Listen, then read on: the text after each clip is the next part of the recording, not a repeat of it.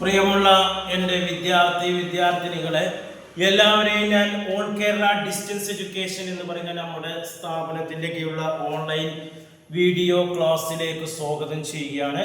ഇന്ന് ഞാൻ നിങ്ങൾക്ക് മുമ്പിൽ പ്രസന്റ് ചെയ്യുന്നത് ENS +2 ഹ്യൂമാനിറ്റീസ് അല്ലെങ്കിൽ കൊമേഴ്സിൽ വരുന്ന എക്കണോമിക്സിന്റെ 13ാമത്തെ chapter central problem of an economics എന്ന് പറയുന്ന ചാപ്റ്ററിന്റെ ന്യൂ സിലബസ് അനുസരിച്ചുള്ള പുതിയ മോഡൽ ക്വസ്റ്റ്യൻ പേപ്പറിൽ വരുന്ന മൾട്ടിപ്പിൾ ചോയ്സ് ക്വസ്റ്റ്യൻസും ആൻസറുമാണ് നിങ്ങളുടെ മുമ്പിൽ അവതരിപ്പിക്കുന്നത്. എൻ്റെ വീഡിയോ കേൾക്കുന്ന എല്ലാവരും ലൈക്ക് ചെയ്യുക, ഷെയർ ചെയ്യുക, കമൻറ്റ് ചെയ്യുക, സബ്സ്ക്രൈബ് ചെയ്യുക. നമുക്കറിയാം 2024 അതിനുശേഷം എക്സാം എഴുതുന്ന വിദ്യാർത്ഥികളുടെ സിലബസിൽ അപ്ഡേഷൻ വന്നിട്ടുണ്ട്. എക്കണോമിക്സിൻ്റെ 2 ടെക്സ്റ്റ് ബുക്കിൽ നിന്നും മൊത്തം സിലബസിൻ്റെ 60% മാത്രം നിങ്ങൾ പബ്ലിക് എക്സാമിന് പഠിച്ചാൽ മതി. ബാക്കി വരുന്ന 40% അസൈൻമെൻറ്റ് ചാപ്റ്ററാണ്. അതിനനുസരിച്ചിട്ടാണ് നമ്മുടെ ക്ലാസ്സുകൾ എടുത്തുകൊണ്ടിരിക്കുന്നത്. അതേപോലെ തന്നെ ക്വസ്റ്റ്യൻ പേപ്പറിൻ്റെ മോഡലുകൾ മാറ്റുന്നുണ്ട്. പുതിയ ഈ സിസ്റ്റം അനുസരിച്ച് കൂടുതൽ മൾട്ടിപ്പിൾ ചോയ്സ് ക്വസ്റ്റ്യൻ പേപ്പറിൻ്റെ ആദ്യത്തെ 20 ചോദ്യങ്ങളും വൺ വേർഡാണ്. ഫിൽ ഇൻ ദ ബ്ലാങ്ക്സ്, ബ്രാക്കറ്റിൽ നിന്ന് true or false, match the followings, one word answer, ഈ രീതിയിലാണ് ക്വസ്റ്റ്യൻസ് വരുന്നത്. ഇതിൻ്റെ ആൻസർ കിട്ടണമെങ്കിൽ നമ്മൾ ടെക്സ്റ്റ് ബുക്ക് നന്നായിട്ട് റെഫർ ചെയ്യണം. ടെക്സ്റ്റ് ബുക്കിൻ്റെ ഇടയിലുള്ള ഇൻഡെക്സ് ക്വസ്റ്റ്യൻസ് ഒക്കെ നന്നായിട്ട് വർക്കൗട്ട് ചെയ്താൽ നിങ്ങൾക്ക് ആൻസർ കിട്ടും. ഇന്ന് നമ്മളിവിടെ അവതരിപ്പിക്കുന്നത് ട്രൂ ഓർ ഫാൾസ് ആണ്. ഒരു 13 ട്രൂ ഓർ ഫാൾസ് ആണ് അവതരിപ്പിക്കുന്നത്. ക്വസ്റ്റ്യൻസ് ഇംഗ്ലീഷിലാണ് വരുന്നത്. മലയാളത്തിൽ എക്സാം എഴുതുന്നവർക്കും ഇംഗ്ലീഷിൽ എഴുതുന്നവർക്കും ക്വസ്റ്റ്യൻസ് ഇംഗ്ലീഷിലായിരിക്കും വരും. ഫസ്റ്റ് ക്വസ്റ്റ്യൻസ് ആണ് റിസോഴ്സസ് ആർ സ്കാഴ്സ് എന്ന് പറയുന്നത്. വിഭവങ്ങൾ ക്ഷാമം ഉണ്ട് എന്നതാണ് പറയുന്നത്. സ്കാഴ്സ് ആണ്, ദൗർലഭ്യം ശരിയാണ്. വാട്ട്സ് ആർ മനുഷ്യന്റെ ആവശ്യങ്ങൾ ലിമിറ്റ് ഉണ്ട് എന്നാണ്. അല്ല, ഹ്യൂമൻ വാട്ട്സ് ആർ അൺലിമിറ്റഡ്, അതാണ് അതിന്റെ ശരി. അപ്പൊ ഇത് തെറ്റാണ്. മനുഷ്യന്റെ ആവശ്യങ്ങൾക്ക് പരിധി ഇല്ലല്ലോ, ലിമിറ്റ് അല്ലല്ലോ, ഇഷ്ടംപോലെ ആവശ്യങ്ങളല്ല. അത് ഫാൾസ് ആണ്. സ്കാഴ്സിറ്റി ദൗർലഭ്യം എന്ന് പറയുന്നത് does not lead to choice, അത് തെറ്റാണ്.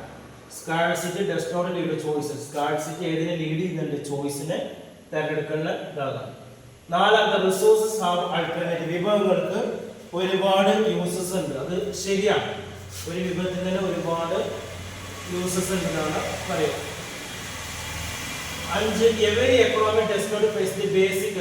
ഏതൊരു സമ്പദ് വ്യവസ്ഥയും ബേസിക് ആയിട്ട് എക്കണോമിക് പ്രോബ്ലംസ് ഫേസ് ചെയ്യുന്നില്ല, അത് ഫാൾസ് ആണ്. ഏതൊരു എക്കണോമിക് ബേസിക് പ്രോബ്ലം ഫേസ് ചെയ്യുന്നില്ല. 6ാമത് economisation of resource means being miserly about the miserly എന്ന് പറഞ്ഞാൽ മോഷ്ടിക്കാണ്. റിസോഴ്സസ് ഒക്കെ മോഷ്ടിക്കാണ് എന്നുള്ളതാണ് പറയുന്നത്, തെറ്റാണ്. 7 land is A factors of production, അത് ശരിയാണ്. ലാൻഡ്, ലേബർ, ക്യാപിറ്റൽ അതൊക്കെ ഫാക്ടേഴ്സ് ആണ്. 8 ഹ്യൂമൻ വാണ്ട്സ് ആർ മനുഷ്യന്റെ ആവശ്യങ്ങൾ അൺലിമിറ്റഡ് ആണ്. 8ാമത്തെയാണ്, അത് ശരിയാണ്. 9 റിസോഴ്സസ് ആർ സ്കാഴ്സ്, വിഭവങ്ങൾ ക്ഷാമമാണ്. Demand is less than availability എന്നതാണ് പറയുന്നത്, അത് തെറ്റാണ്. 10 only producer face the economic problems ആണ്, അത് തെറ്റ്. പ്രൊഡ്യൂസർ മാത്രമല്ല സാമ്പത്തിക പ്രശ്നങ്ങൾ എന്ന് പറയുന്നത്. സമ്പദ് വ്യവസ്ഥയിലെ എല്ലാ വ്യക്തികളും എക്കണോമിക് പ്രോബ്ലം ഫേസ് ചെയ്യുന്നുണ്ട്. 11 A point of PPC implies that resource R fully utilised, അത് ശരിയാണ്.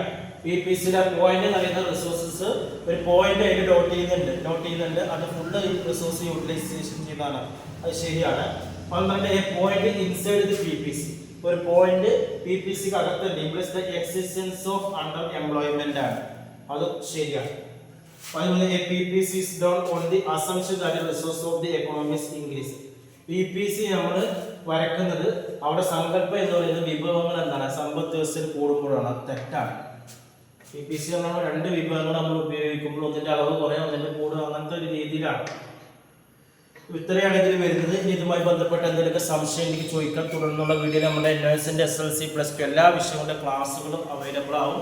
അതേപോലെ തന്നെ ഗൈഡുകൾ എല്ലാ വിഷയത്തിൻ്റെ അവൈലബിൾ ആണ്. SSLC+2 1 മാസം കൊണ്ട്, 2 മാസം കൊണ്ട്, 3 മാസം കൊണ്ട്, 6 മാസം കൊണ്ട് നമ്മളുടെ സെൻറ്ററിൽ അഡ്മിഷൻ കൊടുക്കുന്നുണ്ട്. ഇന്ത്യയിലെ മുഴുവൻ സ്റ്റേറ്റുകളിലും നമ്മൾ അഡ്മിഷൻ്റെ എല്ലാ ജില്ലകളിലും എക്സാം സെൻറ്റർ പ്രൊവൈഡ് ചെയ്തിട്ടുണ്ട്. അഡ്മിഷൻ എടുക്കാൻ താല്പര്യമുള്ളവർ നമ്മുടെ വാട്സപ്പ് നമ്പറുമായി കോൺടാക്ട് ചെയ്യാം. ഗൾഫിലുള്ളവർക്ക് അവിടെ ഇരുന്ന് പഠിക്കാം. പുസ്തകങ്ങൾ അങ്ങോട്ട് അയച്ചു കൊടുക്കുന്നതാണ്. നാട്ടിലെ ലീവിന് വരുമ്പോൾ എക്സാം എഴുതാൻ രീതിയിൽ അറേഞ്ച് ചെയ്യാം. അതേപോലെ തന്നെ വീട്ടിൽ നിന്ന് പരീക്ഷ എഴുതാൻ പറ്റുന്ന ബോസ് എഡ്യൂക്കേഷൻ്റെ കീഴിൽ നമ്മൾ SSLC +2 നൽകുന്നുണ്ട്. ശ്രീനാരായണ എഗ്ന യൂണിവേഴ്സിറ്റിയുടെ കീഴിൽ ഡിഗ്രി PG അഡ്മിഷൻ നൽകുന്നുണ്ട്. അഡ്മിഷനും മറ്റു കാര്യങ്ങൾക്ക് കോൺടാക്ട് ചെയ്യേണ്ട വാട്സപ്പ് നമ്പർ ഞങ്ങളുടെ ചാനലിൻ്റെ ഡിസ്ക്രിപ്ഷൻ ബോക്സിലുണ്ട്. അതിൽ നിങ്ങൾ കോൺടാക്ട് ചെയ്യുക 9037114679. Okay, thank you.